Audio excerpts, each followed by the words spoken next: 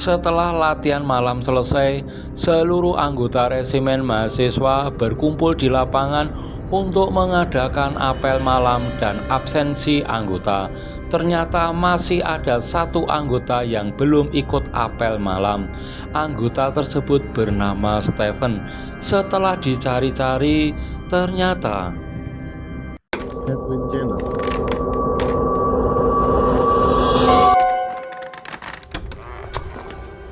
Halo semuanya, selamat datang di Bilik Horor, channel yang menyajikan tentang cerita-cerita seputar dunia horor. Mari kita bersama-sama menjelajahi kisah-kisah misteri horor yang mungkin membuat bulu kuduk merinding.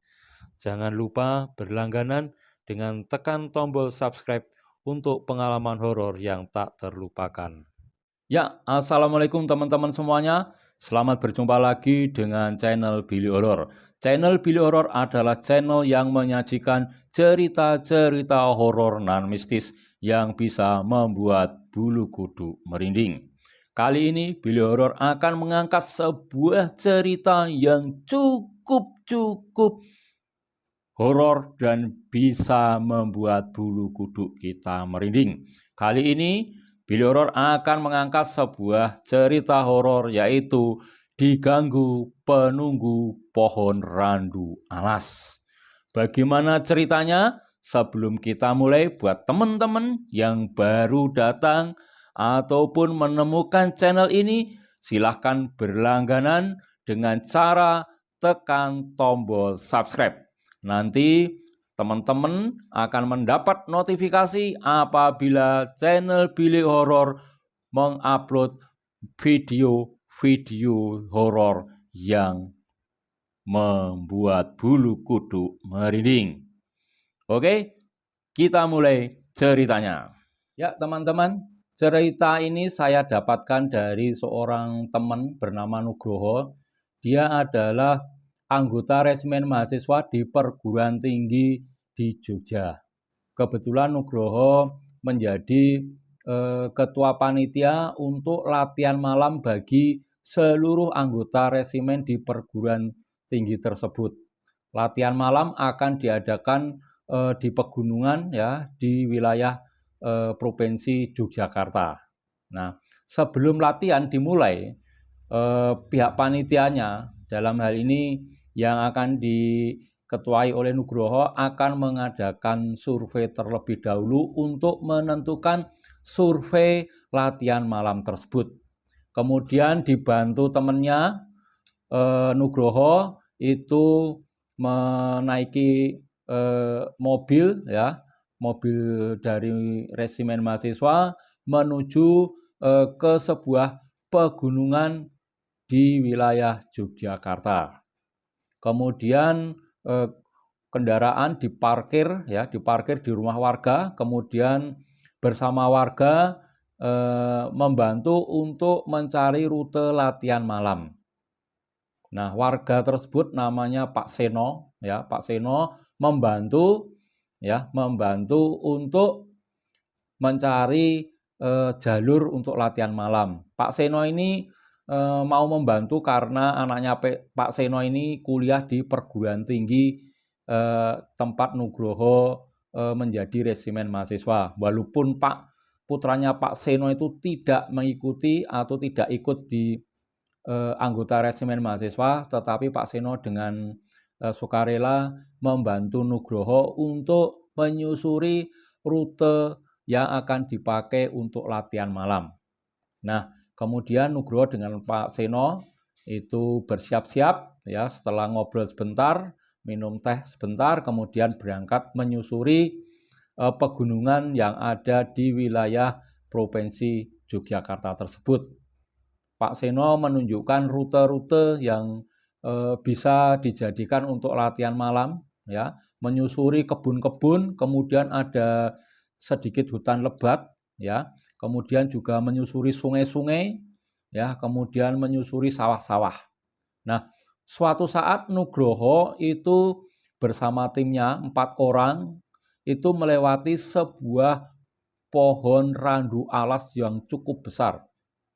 Pohon randu itu adalah pohon kapas ya, Itu batangnya itu besar, lurus menjulang tinggi, kemudian ada durinya. Ya, itu randu alas. Ya, itu kapasnya banyak sekali. Dan kata Pak Seno, itu pohon randu alas itu sudah berumur cukup lama, ya, lebih dari 50 tahun, jadi cukup tua. Memang tidak ada warga atau orang yang menebang pohon itu. Ketika melewati pohon randu alas itu, Nugroho merasakan sesuatu yang aneh dengan pohon itu. Pak Seno langsung berkata kepada kepada Nugroho, "Mas, ini pohon randu ini memang agak angker wingit. Kalau lewat di sini harus hati-hati, jangan melakukan hal-hal yang tidak terpuji." Ya, jadi kalau tidak melakukan tidak apa-apa, tidak akan diganggu sama penunggu pohon randu ini. Kemudian Nugroho sama tim mengangguk saja. Kemudian Nugroho dan teman-temannya Pak Seno melanjutkan perjalanan menyusuri sawah, sungai, dan akhirnya berakhir di sebuah lapangan yang nanti akan dijadikan tempat terakhir untuk latihan malam.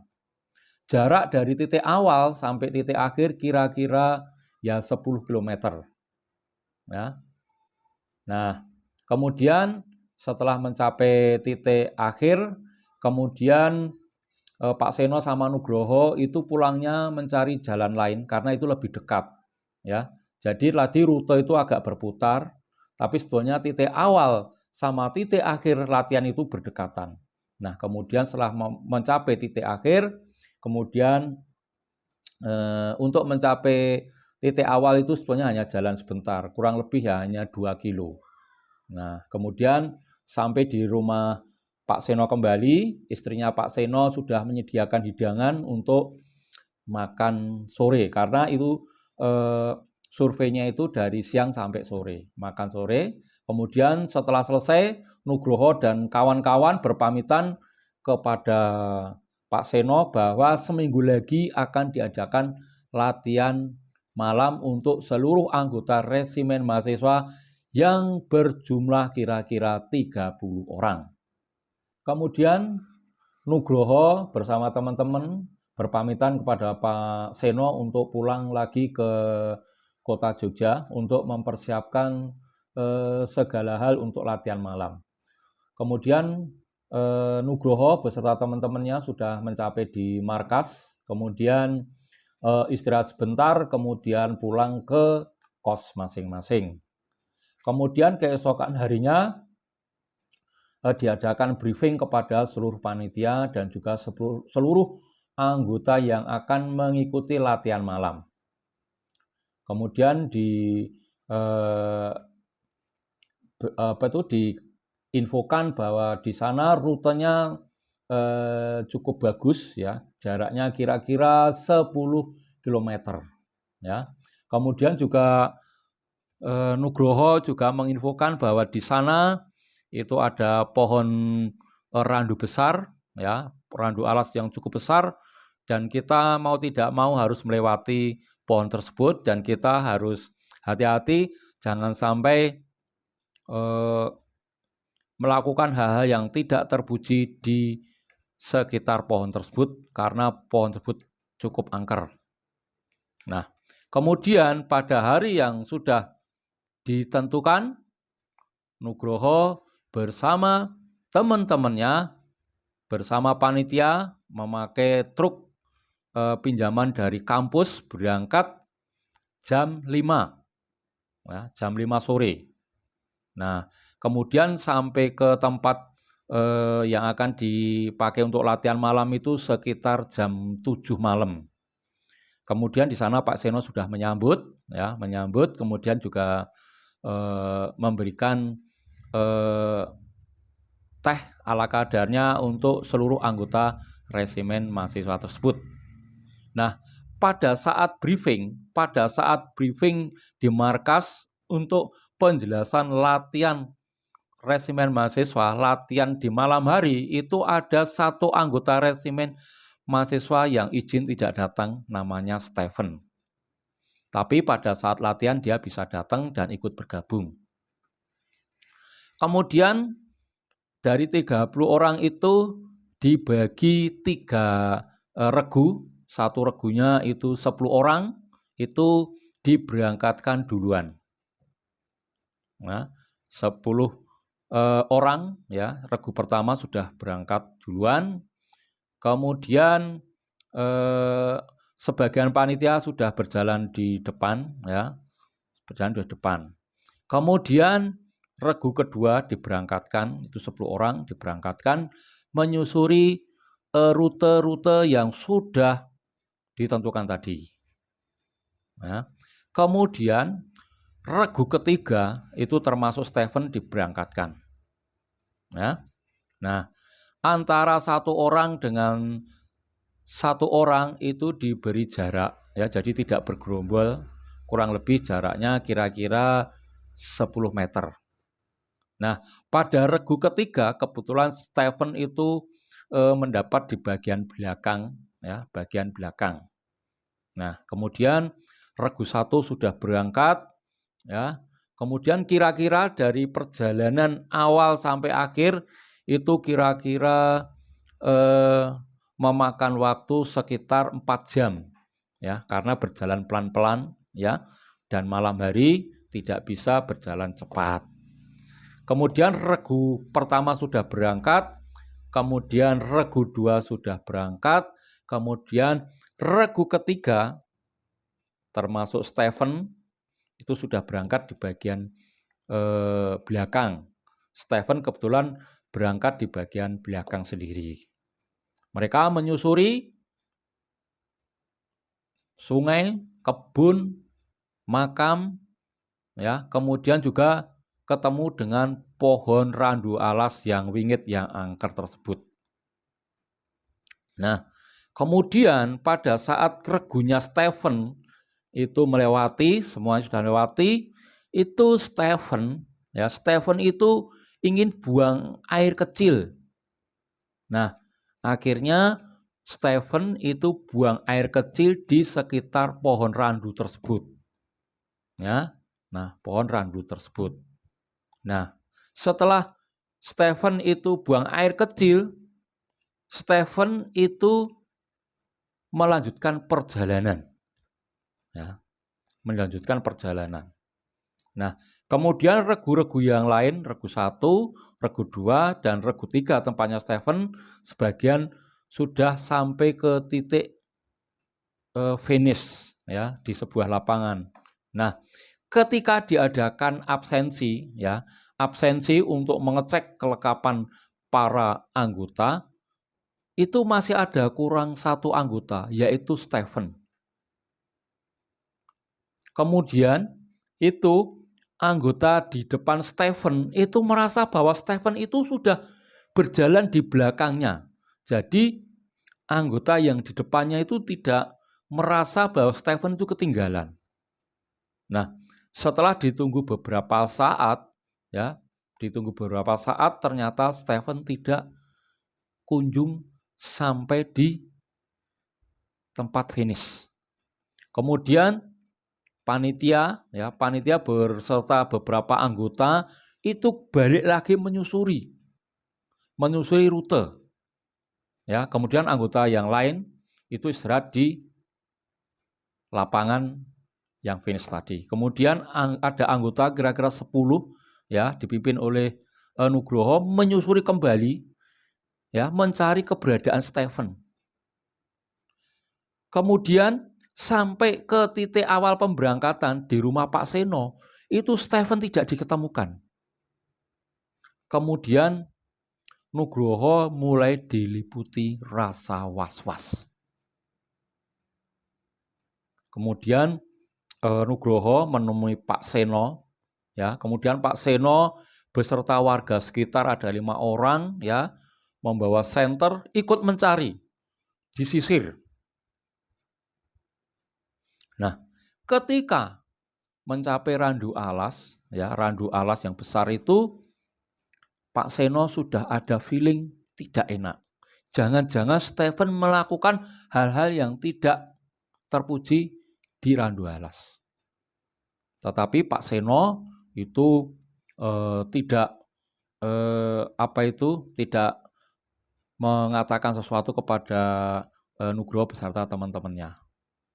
Kemudian akhirnya sampai di titik finish itu tidak diketemukan. Akhirnya dicari di sekitar pohon Randu Alas.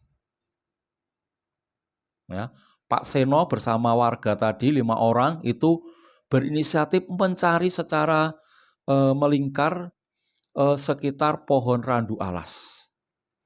Kemudian tim dikerahkan, ya. Itu pada waktu itu jam 11 malam ya dimulai itu. Kemudian setelah dicari ke sana kemari, jam 3 pagi itu ditemukan Stephen duduk termenung, ya, ya, tanpa rasa takut sedikit pun. Dia duduk-duduk saja. Kemudian Pak Seno beserta warga 5 orang beserta anggota tim resimen 10 orang itu menemukan Stephen lagi duduk-duduk, ya, duduk-duduk. Si Stephen ini ditanya itu tidak menjawab, pandangannya dingin, ya, pandangannya dingin sekali. Setelah anggota tim resimen mahasiswa ini itu berembuk dengan Pak Seno beserta warga setempat, kemudian Pak Seno ini menduga Stephen ini melakukan hal-hal yang mungkin kurang terpuji di pohon Randu Alas tersebut. Kemudian 5 warga ini berinisiatif memanggil seorang kiai yang pinter dalam hal roh halus. Nah, kemudian kiai ini dipanggil, kemudian kiai ini mengatakan bahwa Pak Stephen ini sedang diganggu oleh penunggu Randu Alas yang besar tersebut. Nah, setelah mengadakan doa-doa, ritual khusus, akhirnya Stephen baru sadar. Ya, baru sadar, kemudian dia bangkit, ya, kemudian dia bertanya-tanya kepada teman-temannya, kepada ketua panitia, ada apa ini kok berkumpul di sini? Teman-teman yang lain mana? Nah, kemudian karena keadaan itu tidak kondusif, akhirnya Stephen bersama warga, bersama kiai kemudian dibawa ke titik akhir latihan di lapangan. Kemudian di lapangan itu kemudian Kiai Bonatim kemudian berbicara dengan Stephen, kenapa kok Stephen itu bisa lepas dari rombongan? Awalnya bagaimana? Apakah Stephen melakukan hal-hal yang mungkin tidak terpuji di pohon Randu Alas tersebut? Usut punya usut, ternyata Stephen itu buang air kecil di pohon tersebut. Kemudian Stephen merasakan ada sesuatu, ya, ada orang besar, hitam, matanya merah, mengajak Stephen untuk berjalan. Perasaan Stephen itu berjalan sesuai rute yang sudah ditentukan. Ternyata dibawa kabur sama orang yang mengajak itu. Nah, kemudian baru diketahui bahwa memang Stephen buang air kecil di situ. Nah, kemudian setelah selesai istirahat sebentar, jam 4 pagi semua rombongan kembali ke Jogja menaikin truk yang dipinjami oleh pihak kampus. Ya, kemudian di markas itu ramai sekali membicarakan Stephen, membicarakan peristiwa horor yang terjadi. Wah, ramai sekali. Kemudian di kos Stephen juga ramai. Di mana-mana ramai. Ya. Nah, itu tadi teman-teman cerita yang cukup horor, yaitu diganggu penunggu pohon Randu Alas. Buat teman-teman yang mempunyai komentar atau pendapat tentang cerita ini, silahkan tulis di kolom komentar. Buat teman-teman yang belum subscribe, silahkan subscribe. Nanti kalau ada video-video baru dari Billy Horror akan mendapatkan notifikasi resmi bahwa channel Billy Horror mengupload video baru. Oke, sekian. Terima kasih atas perhatian dari teman-teman semuanya. Salam sukses dari Kota Solo dan salam horor.